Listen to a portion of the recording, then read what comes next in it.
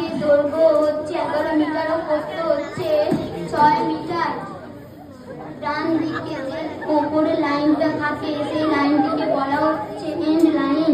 তারপরে যে লাইনটি থাকে সেই লাইনটিকে বলা হচ্ছে উপরে যে লাইনটি থাকে সেই লাইনটিকে বলা হচ্ছে এন্ড লাইন। তারপরে যে লাইনটি থাকে সেই লাইনটিকে বলা হচ্ছে বোনাস লাইন। তারপরে যে লাইনটি থাকে সেই লাইনটিকে বলা হচ্ছে বক লাইন। তারপরে যে লাইনটি থাকে তাকে বলা হচ্ছে মিডিল লাইন বা মিড লাইন। নিচের দিকেও তেমনি একই। আর এই ঘরের মতো যে লাইনটি থাকছে এই লাইনটিকে বলা হচ্ছে লবি লাইন।